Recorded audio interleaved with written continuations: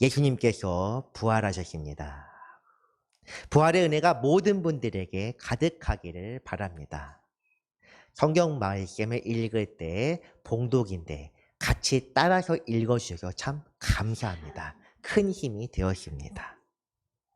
부활은 이처럼 제 개인적인 것만도 아니고 모든 성도들의 소망이요.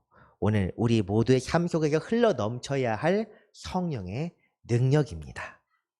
부활은 예수 그리스도를 따르는 자들을 통해 전해져 온 하나님의 신비이며 오늘 그 복음을 믿고 따르는 자들이 마땅히 품어야 할 소망입니다. 주일을 지키는 것도 주님의 부활을 기념하기 위하여 이 부활하신 날을 주일로 지키는 것이며 그리스도의 제자로 이 땅을 살아가야 할 이유 역시도 주와 함께 마지막 때에 부활하기 위해서입니다. 이처럼 부활의 신앙은 아무리 강조해도 부족함이 없습니다. 오늘 부활하신 주님을 생각하며 기쁨과 감사의 날, 이 시간에 우리가 항상 또한 기쁨으로 참여할 수 있게 되기를 바랍니다. 오늘 말씀 본문인 고린도전서 15장은 부활의 의미를 가장 잘 설명하고 있는 그런 부분입니다. 신학에서도 이 기독교 신학에서도 부활에 관련된 의미를 이 고린도전서 15장을 가지고 설명하고 있습니다.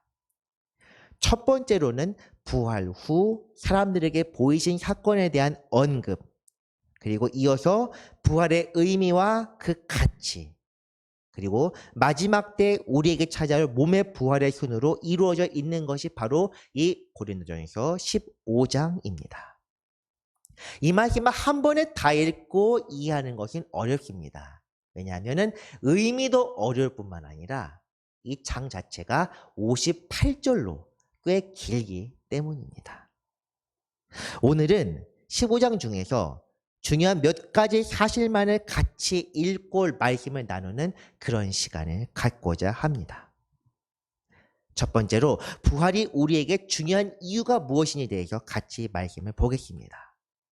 사도 바울은 특별히 이 15장 말씀 첫 번째 부분인 1절과 2절에서 15장의 기록 목적에 대하여 언급하고 있습니다.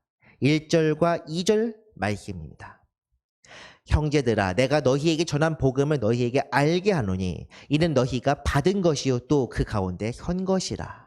너희가 만일 내가 전한 그 말을 굳게 지키고 헛되이 믿지 아니하였으면 그로 말미암아 구원을 받으리라. 아멘. 이 1절에서 말하는 것은 바울이 전하여 준 복음이 곧 부활의 메시지라는 것입니다. 복음은 무엇입니까? 복음을 가장 간단하게 정의하자면 하나님의 나라입니다. 예수님께서는 복음을 이렇게 말씀하며 선포하셨습니다. 회개하라. 천국이 가까웠느니라. 예수께서 공생애 동안 사람들에게 외치셨던 그 말씀이 바로 복음을 한 문장으로 설명하는 것입니다. 사도 바울은 그리고 2절에서 단언합니다. 이 말을 지키고 분명하게 믿었을 때에 구원을 받으리라. 즉 부활의 메시지가 우리를 구원으로 이끈다는 것, 그리고 이 부활이 곧 하나님의 나라를 설명하는 것, 이것임을 확실하게 이 성경을 통하여 말씀하고 있습니다. 구원에 이르는 믿음이라는 것 우리가 반복적으로 읽었던 부분입니다. 굉장히 익숙합니다. 우리가 올해 특별히 히브리서 11장을 같이 읽었다면 이 말씀에 대해서 여러 번 계속 반복해서 들었을 것입니다. 여러 사례에 들어서 아벨, 에녹, 그리고 기타 등의 점점점점 말씀을 깊이 있게 묵상도 했었습니다. 자, 그러면은 히브리서에서는 이 믿음을 무엇이라고 정의했었습니까? 혹시라도 잊으신 분들을 위하여 오랜만에 히브리서 11장 말씀 첫 부분 같이 한번 보겠습니다. 한번 같이 따라 읽겠습니다. 믿음은 바라는 것들의 실상이요 보이지 않는 것들의 증거니 선진들이 이로써 증거를 얻었느니라. 아멘. 바라는 것들의 실상, 곧 소망입니다. 소망을 실체화하는 것이 믿음이라고 이야기합니다. 이는 곧 영원한 세계의 하나님의 나라에 관한 소망을 가리킵니다. 또한 이것은 우리 몸의 부활, 즉 마지막 때에 다시 일어나서 새로운 육신을 입고 그리스도와 함께 왕노릇하게 될 그 날에 대한 소망을 가리킵니다. 그러므로 하나님의 나라에 대한 소망이란 다시 오실 그리스도에 대한 믿음과 또한 우리 몸에 부활할 것임에 대한 소망 양쪽 모두를 결합시킨 것입니다. 이것이 믿음이요 또한 복음입니다. 부활에 관한 믿음은 이처럼 아무리 강조해도 부족함이 없습니다. 왜냐하면 그 자체가 바로 구원에 이르는 믿음의 핵심이기 때문입니다. 그렇지만 사실 교회를 다니고 있으면서도 부활에 관한 분명한 믿음이나 소망이 없는 경우가 의외로 상당히 많습니다. 통계에 의하면 2015년 기준에서 부활에 관한 그리고 몸의 부활과 영원한 나라에 대한 믿음을 가지고 있는 사람이 교회를 다니는 사람 중에 55% 정도라고 했었습니다. 그런데 이 내가 부활을 믿노라 이야기하는데 실상 정말 부활을 믿고 있는지도 애매한 사람들도 있을 것입니다. 부끄럽지만 저 역시도 부활에 관한 소망은 몇 년 전까지만 해도 분명하지 않았습니다.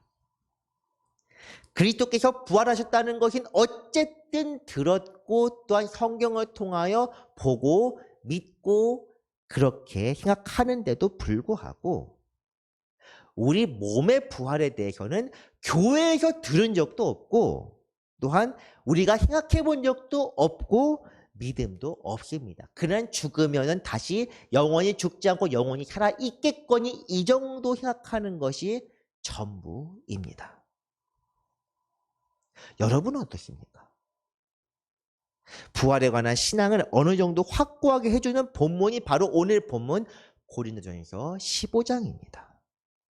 15장에서는 이런 부활을 믿지 않는 경우에 대해서도 언급하고 있습니다. 몸의 부활에 관하여 생각해보지 않았거나 믿기 어려우신 저와 같은 분들은 이 말씀을 같이 따라 읽으셔야 합니다. 12절 13절입니다. 그리스도께서 죽은 자 가운데서 다시 살아나셨다 전파되었거늘 너희 중에서 어떤 사람들은 어찌하여 죽은 자 가운데서 부활이 없다 하느냐. 만일 죽은 자의 부활이 없으면 그리스도도 다시 살아나지 못하셨으리라. 아멘. 다행히 저 혼자만 읽는 것이 아니라서 마음의 위안을 얻습니다. 지난 시간 고난에 관한 말씀을 나눌 때 이렇게 말씀드렸습니다. 고난은 그리스도 한 분만의 것이 아니라 그분을 따르는 우리에게도 마땅히 주어지는 것이라고 말입니다. 부활도 마찬가지입니다. 로마서 8장 내용에 보면은 이렇게 이야기합니다. 영광에 참여하기 위해서 고난도 같이 겪어야 한다고. 그 영광은 무엇입니까? 바로 부활입니다.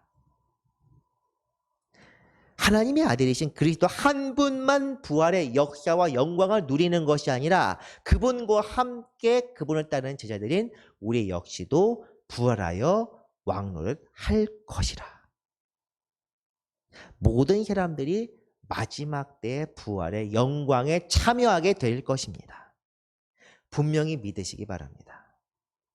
이것을 더 정확하게 설명하자면 부활은 모든 사람의 것입니다.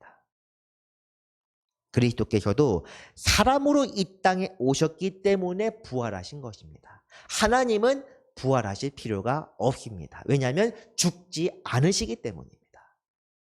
부활은 사람들에게 주어지는 영광입니다. 하나님도 겪지 못하는 인간들, 하나님을 믿는 사람들의 특권입니다.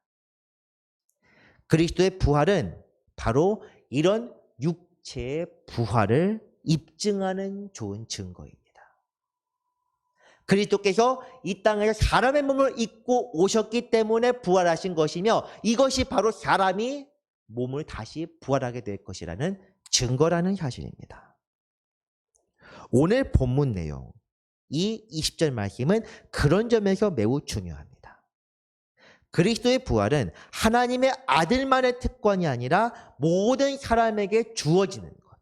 즉 모든 사람은 전부 다 부활하게 될 것이라는 좋은 증거가 됩니다. 오늘 본문 20절, 그리스도께서 죽은 자 가운데서 다시 살아나사 잠자는 자들의 첫 열매가 되셨도다 했는데 이 잠자는 자라는 표현은 성경 여러 곳에서 등장합니다. 대표적으로 사용되는 곳이 오늘 본문 말씀인 고린도전서 15장 그리고 데살로니가전서 4장 말씀입니다. 에베소서에서도 등장하지만 잠자는 자여 일어나라는 그런 표현은 나타나지만 이것은 영적으로 죽은 자를 의미합니다. 오늘 본문처럼 육체가 죽은 자를 가리키는 표현은 아닙니다. 그렇다면 이 죽은 자들의 첫 열매가 된다는 의미는 무엇입니까? 이것은 장래에 있을 일, 즉 몸의 완전한 부활을 가리키는 것입니다.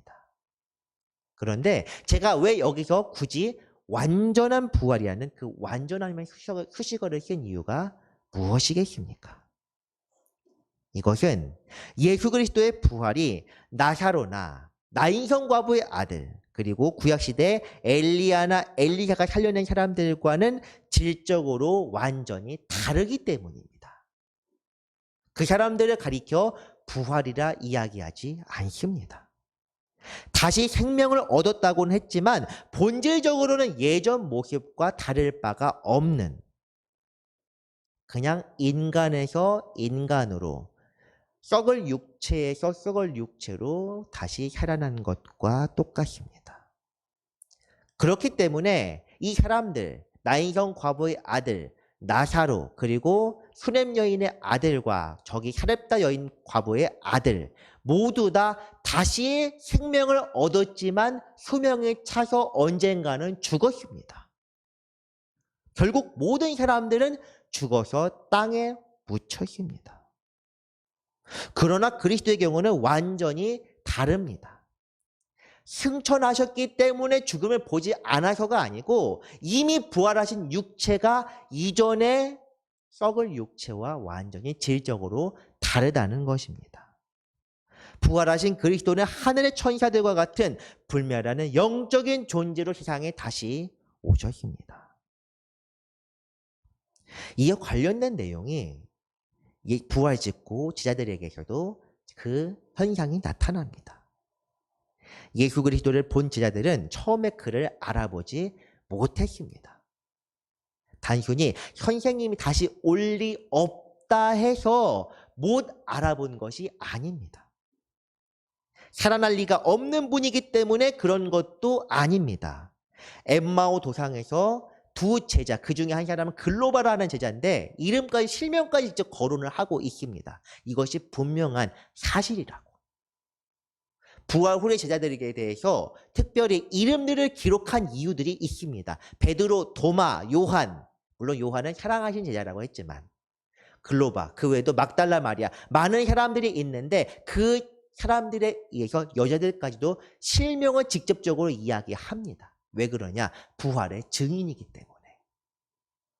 엠마오 도상에서 25리 어느 정도겠습니까? 대략 10km 정도입니다. 이 거리를 같이 걸어가면서 이야기를 나누었고 또한 저녁 때가 돼요. 해질 때가 돼요. 같이 들어가서 식사까지 했습니다. 그때까지 거의 최소 6시간 가까이 시간이 걸렸는데도 못 알아봤습니다. 이 사람이 가리키는 것이 선생님이 가르치는 것과 똑같은데 예측조차 하지 못했습니다. 공생의 기간에도 물론 이런 사건이 비슷한 사건이 있습니다. 바다 위를 걸어오실 때 그때 제자들은 유령이라 하는데 예수님께서 나다 하니까 바로 선생님을 알아봤습니다. 물 위에 걸어올 리가 없는데도 선생님의 목소리를 듣고 알아본 것입니다. 부활하신 육체와는 근본적으로 다릅니다. 물론 부활하신 그리스도의 형상이 본질적으로 완전히 인간의 모습이 아닌 특별한 모습을 갖고 있는 것은 아닐 것입니다. 그랬다면 보자마자 두려워 떨며 놀라실 것입니다. 처음 여자들이 열린 무덤에서 천사들을 보았을 때와는 예수님을 볼 때는 달랐습니다. 무덤지기로 알았다고 성경은 그렇게 말합니다. 계시록에 나타나는 것처럼 두 눈이 빛나고 발이 주석 같으며 백마를 탄 그런 분이 아니라는 이야기입니다. 인간의 모습과 비슷하지만 인간의 모습처럼 하고 있지만 본질이 다르다는 것을 말씀드리고 있습니다. 그렇기 때문에 부활하신 그리스도의 몸은 못자국도 있었고 창자국도 있었지만 이전 모습과 분명히 다른 형태를 띠고 있었습니다. 이런 부활한 육체에 대한 단서는 예수 그리스도의 말씀 중에도 나와 있습니다. 예수께서 이르시되 이 세상의 자녀들은 장가도 가고 시집도 가되 저 세상과 및 죽은 자 가운데서 부활함을 얻기 합당히 여김을 받은 자들은 장가가고 시집 가는 일이 없으며 그들은 다시 죽을 수도 없나니 이는 천사와 동등이요 부활의 자녀로서 하나님의 자녀임이라. 아멘. 기억하시는 분들도 있겠지만 이 말씀은 4월 3일 화요일 새벽기도 본문이었습니다. 그때는 제가 이렇게 말씀드렸습니다. 본문에서 이 부분만큼은 사도계인들이 아마 이해하거나 납득하지 못하였을 수도 있다. 실제로 그랬을 것입니다. 왜냐하면 부활한 육체를 본 적이 없기 때문입니다. 천사와 같이 불멸한 육체를 입고 온 자, 부활의 자녀로서 나타난 자를 실제로 본 사람은 단 한 명도 없었습니다. 왜냐하면 예수님이 첫 열매이기 때문에. 그전에는 그런 사람이 없기 때문에 첫 열매라고 성경이 증언하는 것입니다. 그러므로 이 말씀에 대해서도 이 말씀을 기록한 지자들이 가장 잘 알고 있을 것입니다. 왜냐? 그들이 직접 부활하신 그리스도를 보았기 때문입니다. 그리고 그때 알아실 것입니다. 예수 그리스도는 이전의 몸이 아니라 거룩하신 몸, 즉 불멸하는 하나님의 아들의 형상으로 부활하신 것이었습니다.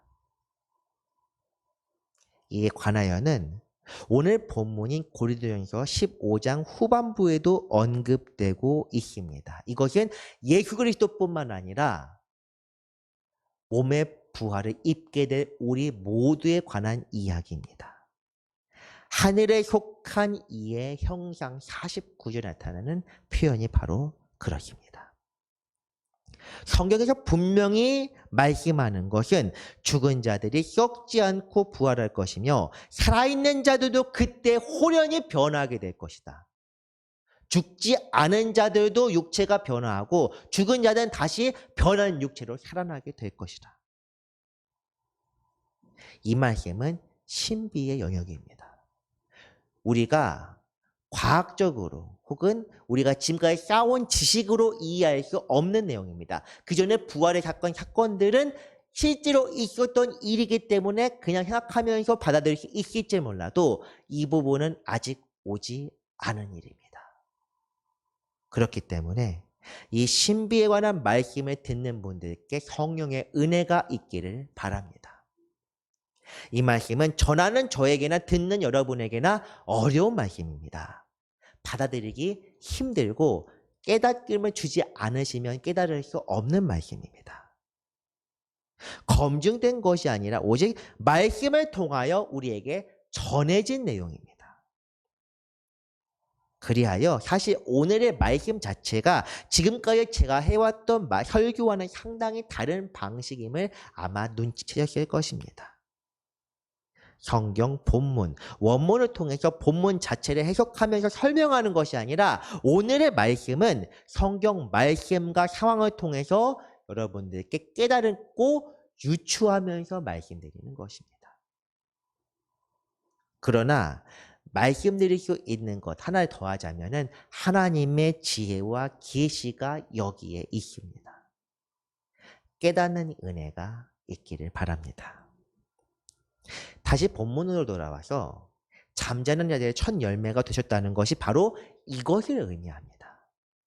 몸의 부활을 입게 될 자들 중에서 첫 번째로 그 육체를 입으신 분이 바로 그리스도이다. 본질적으로 하나님과 동등한 영적인 존재였지만 이 땅의 몸을 잠깐 입고 오셨고 그 육체가 죽음을 직접 경험하신 다음에 다시 썩어지지 않을 육체로 입으셨다. 이전에도 죽은 자 가운데서 살아난 자들이 있지만 예수 그리스도의 부활에 그들의 효생과 부활과 효생은 근본적으로 다르다는 것을 말씀드렸습니다. 부활하신 그리스도의 모습의 형상은 묘사된 바는 없지만 굳이 알 필요 없습니다. 자고로 우리가 생각할 때 성경에서 나와 있는 것들 중에서 이해하기 어려운 부분이나 묘사되지 않은 것들은 그냥 신비의 영역으로 생각하시기 바랍니다. 억지로 풀 필요가 없습니다.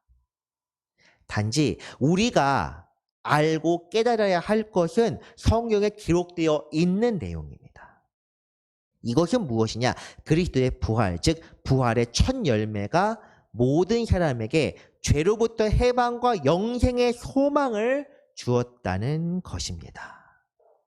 아담 안에서 모든 사람이 죽은 것 같이 그리스도 안에서 모든 사람이 삶을 얻으리라. 22절 말씀입니다. 아담이라는 말. 아담은 본래 흙 또는 사람이라는 의미를 담고 있습니다. 이 아담과 그리스도의 관계에 대해서는 고린도전서보다는 사실 로마서에서 잘 나타나 있습니다. 하나님의 온전한 피조물 보시기에 심히 좋았던 첫사람 아담의 불순종으로 인해 아담의 후예들은 모두 다 죄에 빠졌습니다. 그러나 아담으로부터 모세까지 아담의 범죄와 같은 죄를 짓지 아니한 자들까지도 사망이 왕노릇하였나니 아담은 오실 자의 모형이라. 그러나 이 은사는 그 범죄와 같지 아니하니 곧 한 사람의 범죄를 인하여 많은 사람이 죽었은즉 더욱 하나님의 은혜와 또한 한 사람 예수 그리스도의 은혜로 말미암은 선물은 많은 사람에게 넘쳤느니라. 불순종의 세상에 들어와서 불순종을 인하여 사람들이 죽게 되었고 그 불순종이 대물림하게 되었다는 것. 그렇기 때문에 한 사람으로 인하여 모든 사람에게 사망이 왕노릇하였다. 반대로 그 사망을 온전히 이겨내신 한 분으로 인하여 그분을 따르는 모든 사람에게 생명의 길이 열렸다는 것이 이 말씀입니다. 첫사람 아담의 불순종으로 인하여 죽음이 들어왔고 그 불순종 때문에 아담의 후예들이 모두 다 죄와 사망의 노예가 되었습니다. 그러나 하나님의 놀라우신 사랑과 은혜가 우리에게 세계를 열어주었습니다. 두 번째 아담, 마지막 아담, 즉 완전하신 존재. 피조물로서가 아니라 그 스스로 하나님과 동등하신 분께서 인간의 몸을 입고 오셔서 하나님의 뜻을 이루신 것입니다. 인간의 모습으로, 인간의 육체로 시간과 공간의 제약을 가지고 있는 그 인간의 육체로 오셔서 아담이 무너뜨린 길을 다시 여셨고 이로 인하여 그 길을 따르는 자들에게 하나님과 화목할 수 있는 길을 열어주셨습니다. 부활의 의미가 바로 이렇습니다. 부활은 곧 하나님과 인간이 화목을 이루게 되었고 하나님과 같이 영생하며 그 나라에 거할 수 있다는 소망을 갖게 하는 중요한 증거입니다. 그리스도로 인해 우리도 부활할 수 있습니다. 그리스도인으로 인해 영원한 나라에 대한 소망이 있고 그 길을 믿음으로 나아갈 수 있게 되었습니다. 사랑하는 성도 여러분, 이 부활의 의미를 마음속에 깊이 새겨야만 합니다. 부활을 온전히 믿고 그날에 대한 소망을 품고 살아갑시다. 이것은 우리뿐 아니라 이 세상의 온전한 회복과 해방의 날입니다. 로마서 8장에 의하면 피조물이 간절하게 고대하는 그날입니다. 인간 피조물뿐 아니라 자연세계도 마찬가지입니다. 이것이 바로 하나님의 뜻이 완성되는 때입니다. 우리 삶의 목적, 이 피조물 세계의 모든 존재들의 삶의 목적 자체가 부활과 영생입니다. 이를 위하여 우리는 하나님과 그 아들 예수 그리스도를 믿는 것이며 이것을 위하여 오늘도 그분께 영광과 경배와 찬송을 올려드리는 것입니다. 그렇다면 우리는 이제 어떻게 해야 합니까? 부활하신 그리스도를 온전히 믿고 따르며 그분의 뜻대로 제자가 되어 살아가야 합니다. 부활의 역사가 오늘 우리 삶 속에 흘러넘쳐야 합니다. 그렇게 되었을 때 장래에 대한 분명한 소망이 생깁니다. 제 과거의 모습을 지금 부끄러운 모습 고백한 이유가 분명한 믿음이 없었기 때문에 소망도 없었던 것입니다. 믿음을 갖게 되면 소망도 생기고 그 소망이 우리 다시 구원에 이르는 믿음으로 이끕니다. 이것이 믿음과 소망의 놀라운 관계입니다. 우리가 그리스도를 믿게 되면서 소망을 품게 되고 그 소망을 우리 다시 믿음으로 이끈다. 서로 상호 보완적인 관계입니다. 그리고 이 두 개로 세워진 것 위에서 우리 삶 속에 역사하는 것이 바로 사랑입니다. 이 땅에서 부활하신 그리스도 인하여 담대하게 살 수 있게 하는 것이 바로 사랑입니다. 이를 성경에서는 부활의 권능이라고 그렇게 증거합니다.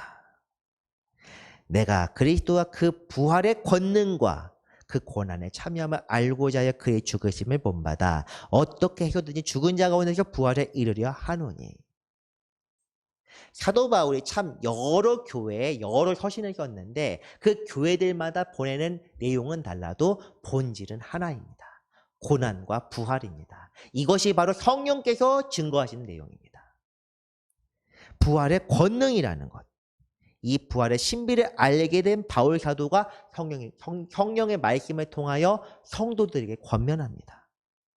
사도는 과거의 교회를 박해하던 자신의 과거를 빌립보서 3장 초반부에서 말하면서 과거에 했던 그런 열정이 사실 아무런 의미가 없고 심지어 배설물과 같다고 이야기를 하고 있습니다. 죽은 자 가운데서 부활하는 것. 오늘 말씀에 지금 이 말씀에 나와 있는 그 죽으심을 본받아서 죽은 자 가운데서 부활에 이르려 한다는 것은 마지막 때의 부활만을 가리키는 것은 아닐 것입니다. 다메섹 도상에서 부활하시고 승천하신 그리스도를 뵙고 옛적의 모습을 버렸던 바울은 그때 일을 항상 기억하고 있었습니다. 그래서 잡혀 있을 때에도 이스라엘 백성들뿐 아니라 로마 사람들에게까지 그 구원의 내용을 증거했던 것입니다. 그때의 마음으로 처음 주님을 만나실 때 마음으로 살아가며 그분의 부활의 능력에 참여하려고 했던 것이 바로 이 빌립보서 3장의 내용입니다. 이 신앙을 본받아야 합니다. 이 신앙이 우리의 것이 되어야 합니다. 더 크게 쓰임받아야 할 것이다. 이런 욕심을 낼 것이 아니라 그 사람들의 신앙을 욕심냅시다. 그분들의 신앙이 바로 우리의 것이 되어야 되며 그분들의 신앙, 아브라함의 신앙, 이삭의 신앙, 에녹의 신앙, 아벨의 신앙, 모든 사람의 그 히브리서 11장의 신앙이 바로 우리의 것이 되어야 합니다. 이 믿음을 욕심내시기 바랍니다. 우리 역시 삶 속에서 하나님과 그리스도의 임재를 경험해야 하며 그렇게 할 수 있습니다. 이것이 가능하게 하는 것은 우리의 힘과 능력과 지식이 아니며 오직 성령님의 도우심입니다. 또한 이것이 가능하게 하는 것, 유일하게 우리의 가능하게 하는 행동은 사명을 잊지 않고 살아가는 것입니다. 이것을 성경에서는 십자가를 진다고 표현합니다. 주를 위하여 받는 박해, 이것은 지난 주일 말씀과 고난 주간 특별 새벽 기도회 때 여러 번 말씀드렸기 때문에 그리고 평소에도 제가 말씀드리기 때문에 귀에 못이 박히게 아마 들었을 것입니다. 그런데도 혹시 잊으실 분들을 위해서 오늘 다시 한번 말씀 읽겠습니다. 로마서 8장 17절 영광을 받기 고난도 함께 받아야 한다. 이미 앞에서 말씀드렸기 때문에 다른 말씀을 한번 제가 준비해 보았습니다. 사랑하는 자들아, 너희를 연단하려고 오는 불시험을 이상한 일 당하는 것 같이 이상히 여기지 말고 오히려 너희가 그리스도의 고난에 참여하는 것으로 즐거워하라. 이는 그의 영광을 나타내실 때에 너희로 즐거워하고 기뻐하게 하려 함이라. 이번 종려부터 오늘 부활절에 이르기까지 베드로전서 말씀을 참 많이 읽었습니다. 사실 베드로전서는 별로 사람들이 기억하는 사람도 별로 없고 별로 깊이 다루고 있지 않으면 그나마 다루는 것이 우리가 축복송을 알고 있는 너희는 택하신 족속의 2장 9절 말씀만 주로 이야기를 합니다. 저도 수련 목회자, 이 목사 과정을 받는 때 이 말씀이 필수 암송 말씀이라서 외우고 있습니다만 굳이 여기서 외울 필요는 없을 것 같습니다. 베드로전서를 1장부터 5장까지 말씀이 나와 있는데 이 말씀 전체가 사실 고난과 영광을 주제로 하고 있습니다. 사도 베드로의 삶에 대해 이야기하자면 예수님의 공생애 그리고 고난을 가장 가까이서 보았던 증인입니다. 그런 글을 사용하셔서 처음에는 그 고난에 예수님의 고난을 한몫 거들게 하셨고 이후에는 그를 사용하셔서 고난과 영광에 대해 증거하게 하셨습니다. 이것이 바로 성령의 역사십니다. 이 말씀 속에서 고난을 통한 영광, 우리가 주를 위하여 각자의 십자가를 져야 하는 것이 당연한 일입니다. 그렇게 해야 마땅합니다. 성도의 의무가 바로 그것입니다. 주의 뒤를 따라갑시다. 주님의 뒤를 따라서 지난주에도 말했던 것처럼 한쪽에 밀어두었던 십자가를 우리의 어깨에 맵시다. 부활은 우리가 기억해야 할 것은 부활은 다시 붙자입니다. 죽음 없이 고난 없이 부활은 결코 이루어지지 않습니다. 그리고 그 부활의 권능에 참여하지 못하는 자는 성도라 할 자격이 없는 사람들입니다. 우리는 부활에 참여, 그 영광에 참여하기 위해서 고난을 겪어야만 합니다. 우리가 부활의 능력을 할 수 있는 것은 주님의 고난에 참여해서 우리 각자가 주의 뒤를 따를 때에만 가능한 일입니다. 말씀을 정리합니다. 주님께서 부활하신 것은 장차 있을 몸의 부활에 관한 증거이자 예표입니다. 하나님께서는 그리스도를 통해 우리에게 산 소망을 주셨고 굳건한 믿음을 갖게 하셨습니다. 또한 부활은 이 땅에서 우리로 하나님의 사명을 감당할 수 있게 하는 능력입니다. 이 능력은 주를 위해 당하는 고난, 그 십자가 사명을 따르는 자들에게 주어지는 특권입니다. 부활의 능력이 오늘 우리 삶에 넘치기를, 그리고 장래 우리 몸의 부활의 소망으로 살아가기를 주님의 이름으로 축원합니다. 기도하겠습니다. 사랑과 은혜가 많으신 하나님 아버지 감사드립니다. 오늘 그리스도의 부활의 능력과 그 부활의 권능을 우리 또한 알기 원합니다. 우리에게 은혜를 베풀어 주옵소서. 우리를 위해 고난당하신 주님을 생각하게 하시고 우리 또한 부활의 믿음과 소망으로 고난에 참여하게 하며 그 고난을 견딜 수 있게 하여 주시옵소서. 부활이시오 생명이신 예수 그리스도의 이름으로 감사하며 기도드렸습니다. 아멘.